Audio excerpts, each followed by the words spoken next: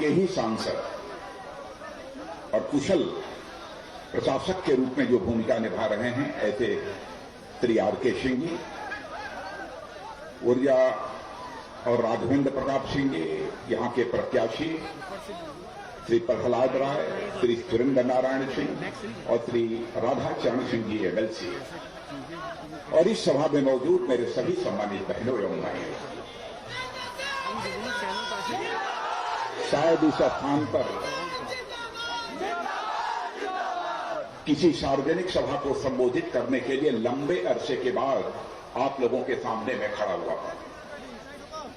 मुझे याद नहीं है कि इसके पहले मैं यहां पर आया था कि नहीं आया। शायद इसके पहले मैं कभी नहीं आया, पहली बार आया। फिर भी आप लोगों ने बहुत ही गर्मजोशी के साथ तालियां बजाकर हम लोगों का अभिनंदन किया है, आप लोगों ने स्वागत किया है। बहनों भाइयों, भारत की परंपरा है और शिष्टाचार का तकाजा भी है कि स्वागत और सलाम दुआ कभी एकतरफा नहीं होना चाहिए। इसलिए मैं भी एक बार शीश झुकाकर आप सभी बहनों भाइयों का हार्दिक अभिनंदन करता हूं, आप सभी का मैं स्वागत करता हूं। आपके प्रत्याशी हैं श्री राघवेंद्र सिंह जी। राघवेंद्र सिंह जी को बोलते हुए मैंने पहली बार सुना है, तो मैं नित्यानंद जी राय और आर.के. सिंह जी से मैं ये पूछ रहा था, उनके बारे में सारी जानकारी मैं हासिल कर रहा था। जब उन्होंने अंबिका बाबू का नाम लिया, बहनों भाइयों, श्रद्धा से मेरा मन भर गया।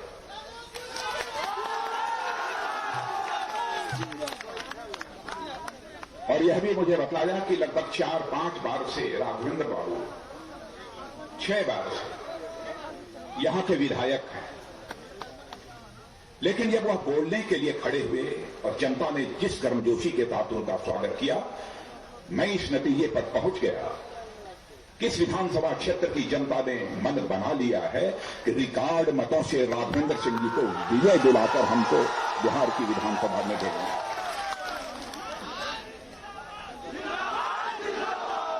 राघवेंद्र सिंह जी विधायक रहने के साथ साथ मंत्री भी रहे।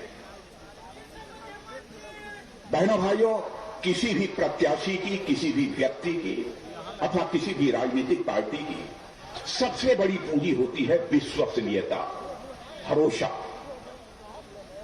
6 बार वही व्यक्ति जीत सकता है जिसके प्रति जनता का भरोसा होगा, जिसके ऊपर जनता का विश्वास होगा, नहीं तो 6 बार लगातार कोई जीत नहीं कर सकता। और मैं कहना चाहता हूं,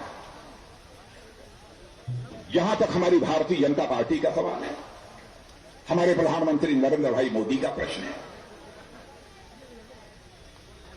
और मैं भी लंबे समय तक भारतीय जनता पार्टी के राष्ट्रीय अध्यक्ष के रूप में भी जिम्मेदारी संभाली है। स्वर्गीय अटल बिहारी वाजपेयी, आदरणीय अडवाणी जी जैसे नेताओं को भी देखा। मैं कह सकता हूं बहनों भाइयों, हमारी भी पार्टी की सबसे बड़ी यदि पूंजी यदि कोई है तो विश्वसनीयता है, वह भरोसा है। आदरणीय अटल बिहारी वाजपेयी जी भी जो कहते थे वह करते थे, और आज के अपने प्रधानमंत्री नरेंद्र भाई मोदी के बारे में मैं बतला सकता हूं बहनों भाइयों, भारत ही नहीं सारी दुनिया में भारत का मस्तक ऊंचा करने का काम किसी मां के लाल ने किया है तो उसका नाम है नरेंद्र मोदी।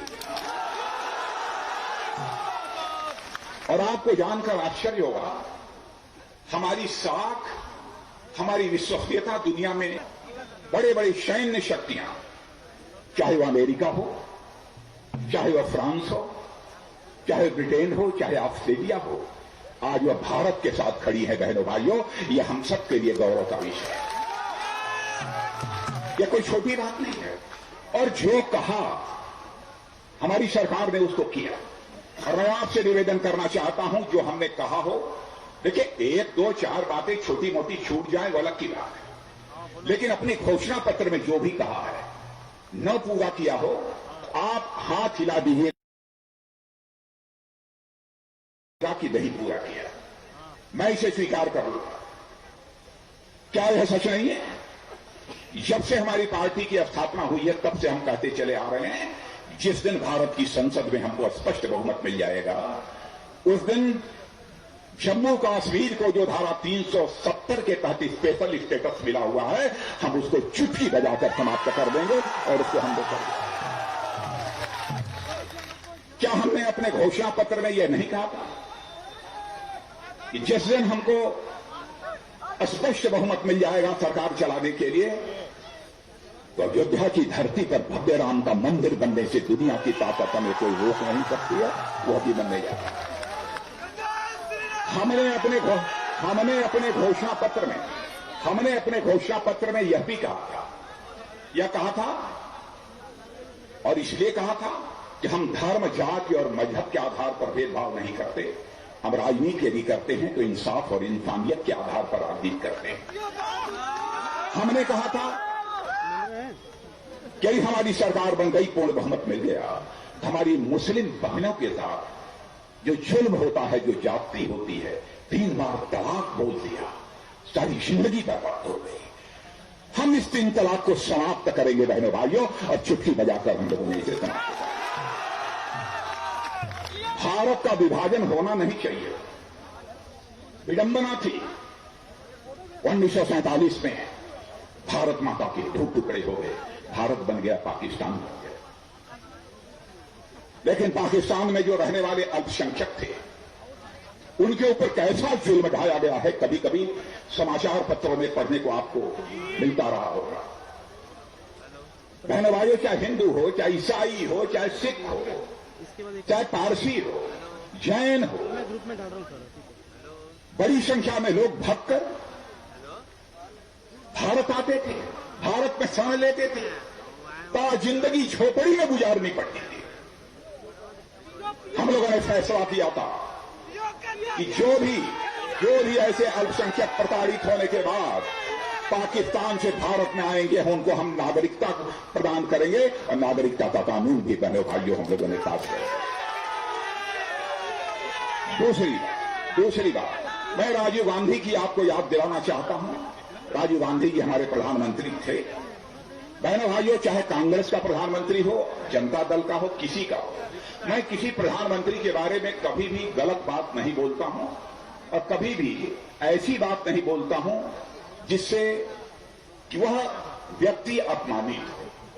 क्योंकि हमारा मानना है, प्रधानमंत्री किसी राजनीतिक पार्टी का नहीं होता है, वह व्यक्ति नहीं होता है, वह स्वयं में संस्था होता है, इंस्टीट्यूशन होता है। और बहनों भाइयों, संस्थाओं की, मैं नौजवानों से भी कहना चाहता हूं, संस्थाओं की बराबर इज्जत की जानी चाहिए, चाहे किसी भी दल का वह क्यों हो, भले ही वह गड़बड़ हो, लेकिन सार्वजनिक रूप से उसका सम्मान किया जाना चाहिए। क्योंकि जब संस्थाओं के प्रति जब लोगों का विश्वास टूटने लगता है, तो बहनों भाइयों, उस देश को भी टूटने से दुनिया की कोई ताकत नहीं बचा सकती। जैसे परिवार में मुखिया पर भरोसा यदि टूट जाए तो परिवार नहीं चल सकता है, वैसे ही संस्था से यदि विश्वास टूट जाता है तो देश का लोकतंत्र भी समाप्त हो जाता है। उन्होंने कहा था कि हम 100 पैसा ऊपर से भेजते हैं, लेकिन 14 पैसा या 16 पैसा केवल नीचे तक पहुंच पाता है। धन्य है हमारे प्रधानमंत्री नरेंद्र मोदी।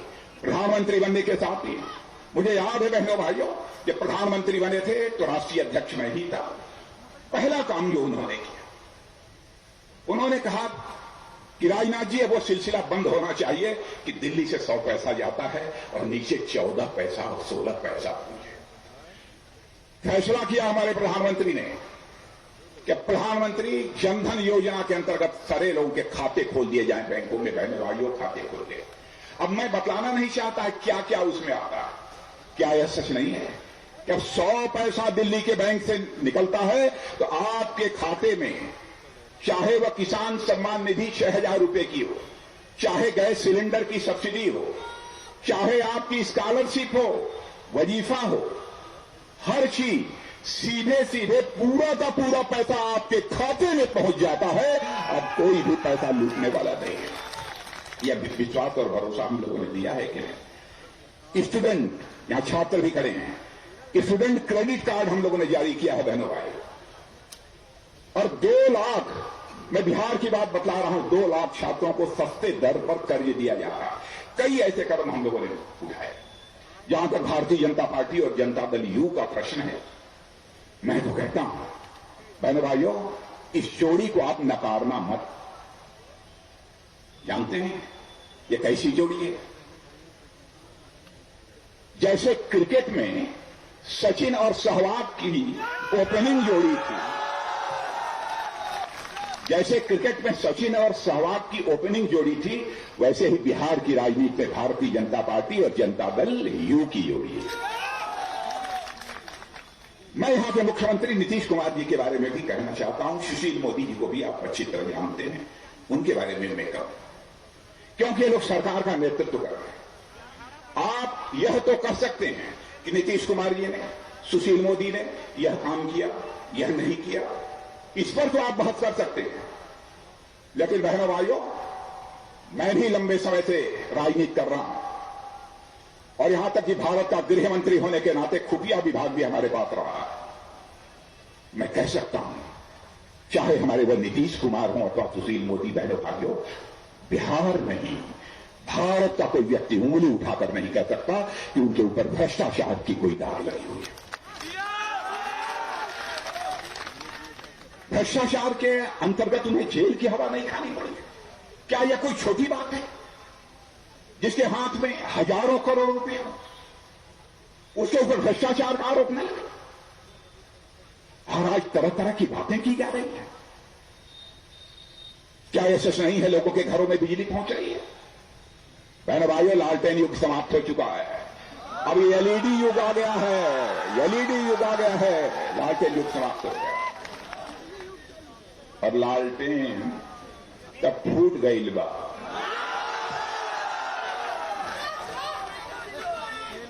और होकर तेल अब बह गई बा।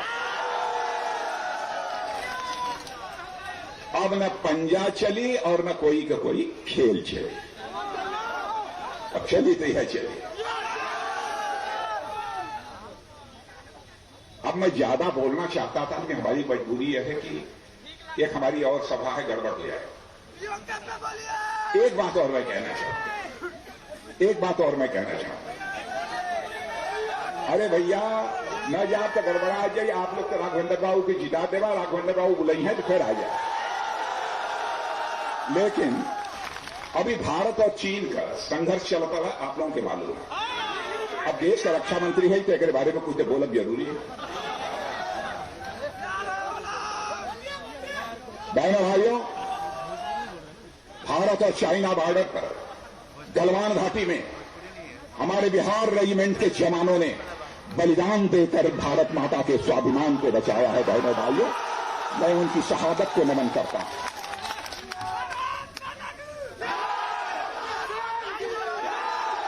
और उन माताओं के सामने शीश झुकाकर मैं नमन करता हूं, उनके चरणों में मैं नमन करता हूं, जिन्होंने ऐसे लाल अपनी कोख से पैदा किए हैं, जिन्होंने कि अपना बलिदान देकर भारत का मस्तक ऊंचा किया है दुनिया में। आज कांग्रेस के नेता ये कहते हैं हमारी सरकार यदि होती तो हम 3 दिन में चीन को बाहर कर देते। वाह, 1962 में क्या हुआ था मैं कहना नहीं चाहता। उस समय के प्रधानमंत्री जी के बारे में भी नहीं कहना चाहता। मैं इज्जत करता हूं, मैं बहुत खुलासा नहीं करना चाहता। और मैं अपने नौजवानों से भी कहना चाहता हूं, 1962 का भी इतिहास उठाकर पढ़ लेना और इस बार का भी इतिहास उठाकर पढ़ लेना। और यकीन दिलाकर जाना चाहता हूं रक्षा मंत्री के रूप में, बहनों भाइयों, एक तो हमारे प्रधानमंत्री का सीना ही 56 इंच का है बहनों भाइयों।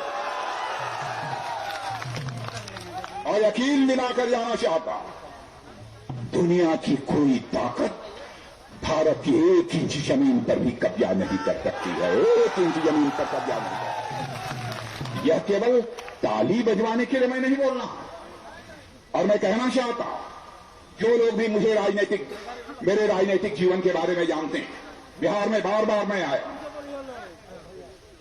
जनता के सामने झूठ बोलकर मैंने कभी समर्थन हासिल नहीं किया है। बहनों भाइयों, जब भी समर्थन हासिल किया है तो जनता की आंखों में आंख डालकर वो समर्थन हासिल किया।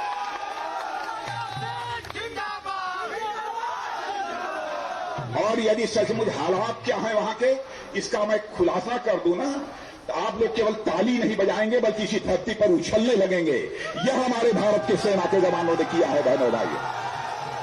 और मैं कहना चाहता हूं, यहां से लेकर यहां तक जितने भी आप सभी भाई बहन हैं, मैं सभी से कहना चाहता हूं, हमारे सेना के जवानों ने जो करिश्माई काम किया है बहनों भाइयों, एक बार सारे लोग, मीडिया के लोगों का ध्यान जाना चाहिए उधर, पब्लिक की तरफ, हमारी तरफ मत देखिए। एक बार सारे लोग हाथ उठाकर देश के सेना जवानों के सम्मान में तालियां बजाकर उनका अभिनंदन कीजिए बहनों भाइयों। यह मैं आप सभी से अपील करना चाहता हूं।